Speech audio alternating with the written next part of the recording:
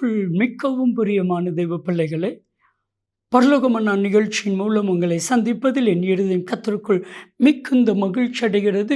உங்கள் எல்லாரையும் இயேசு கிறிஸ்துவின் இன்ப நாமத்தினாலும் கிராஸ் டிவி ஊழியங்கள் சார்பா என் அன்பின் வாழ்த்துக்கள். இன்றைய பரலோகமன்னா, பயப்படாதே, கர்த்தர் உன் பக்கம். என் அன்பு தெய்வ பிள்ளைகளே, இன்னைக்கு உலகமே ஒரு பக்கம் இருந்தால் கூட உங்கள் பக்கம் சர்வ வல்லமையில் தேவன் இருக்கிறார். ஏன் கலங்கணும்? மோசே ஜெபம் பண்ணும் பொழுது ஒரு காரியம் சொல்கிறாரு. சங்கீதம் 91:7, உன் பக்கத்தில் 1000 உன் வலது புறத்தில் 10,000 விழுந்தாலும் அது உன்னை அணுகாது. அதனுடைய ஆழம் என்ன தெரியுமா? என் பக்கத்தில் கர்த்தர் இருக்கிறார். அவர் எனக்கு வலது பக்கத்தில் நிழலாகிலும் வெயிலாகிலும் என்னை சேதப்படுத்தாதபடிக்கு என்னை பாதுகாக்கிற தேவன் என் பக்கத்தில் இருக்கிறார். 1000 10,000 பிரச்சனைகள் என்னை அணுக முடியாத ஒரு சகோதரரை எல்லா ரவுடிகள் சேர்ந்து அடிக்கிறாங்க. அப்போ அவர் சொன்னால், இந்த நிமிஷத்தில் உன்னை கொண்டு போட்டால் கேட்குறக்கு யார் இருக்காங்க? சொல்லி முடிக்கலை, போலீஸ்காரங்க வந்தாங்க, அத்தனை ரவுடிகளையும் பிடிச்சி தூக்கி உள்ளே கொண்டு போட்டுட்டாங்க.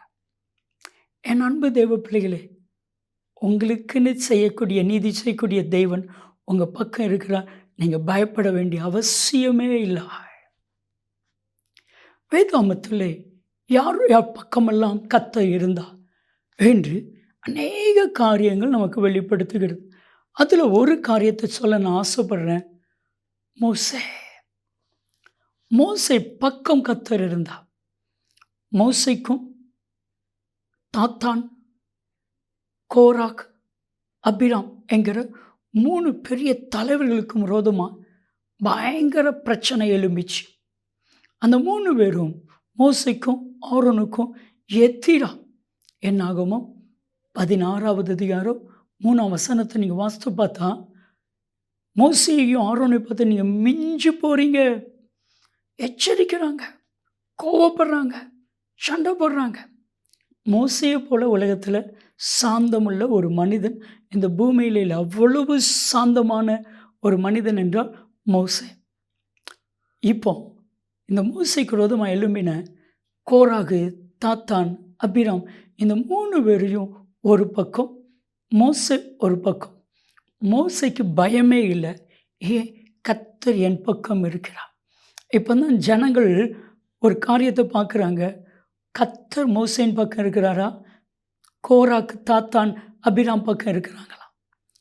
கர்த்தர் பூமியவே பிளந்தார். நீங்கள் வாஸ்து பாருங்கள். என்னாகுமோ 16வது அதிகாரம் 30, 31, 32, 33 அந்த வசனங்களை நீங்கள் வாஸ்து பார்த்தீங்கன்னா, மோசே ஒரு புதிய காரியம் செய்தால் நல்லா இருக்கும் ஆண்டவரே, பூமி வாயை பிளந்து இவங்களெல்லாம் வெளிங்க போட்டுட்டா நல்லா இருக்கும் அப்படின்னு சொன்னார். சொன்னதை கர்த்தர் செய்துட்டார். ஏன்னா மோசையின் பக்கம் கர்த்தர் இருக்கிறார். யாரும் உங்களை ஒன்றும் பண்ண முடியாது. உங்களுக்கு விரோதமாக எழும்புகிறார்களா, அவர்கள் அழிந்து போவார்கள். ஆதியாகமம் 26வது அதிகாரம் 14ஆம் வசனத்தை நீங்கள் வாசித்து பார்த்தா, ஈசாக்கு மேலே பொறாமை கொண்டு அவனை துரத்துறாங்க. அவன் ஓடி ஓடி போகிறான். அவன் தோன்ற கிணறெல்லாம் மண்ணையும் கல்லையும் போட்டு தூத்திடுறாங்க. ஆனால் அதே ஆள் வந்து சொன்னாங்க, ஆதியாகமம் 26வது அதிகாரம் 28, மெய்யாகவே கர்த்தர் உங்கள் பக்கம் இருக்கிறார் என்று கண்டோம், கர்த்தர் உம்மோடு இருக்கிறார் என்று கண்டோம், கர்த்தர் உங்கள் பக்கம் இருக்கிறாரு, சத்துரு உங்களை ஒன்றும் பண்ண முடியாது. ஜெபிக்கலாமா? தகப்பனே, இன்றைக்கும் பயப்படாது, நான் உன் பக்கம் என்று சொன்னி உமக்கு நன்றி. அப்படியே அவர்கள் பக்கம் இருந்தவர்களை ஆசீர்வதி. நாமத்தில் ஜெபிக்கிறோம் ஜீவனில் பிதாவே, ஆமென், ஆமென். கர்த்தர் உங்கள் பக்கம், பயம் வேண்டாம். நன்மையும் கிருபையும் ஆசீர்வாதங்களும் நிச்சயமாய் உங்களை தொடரும்.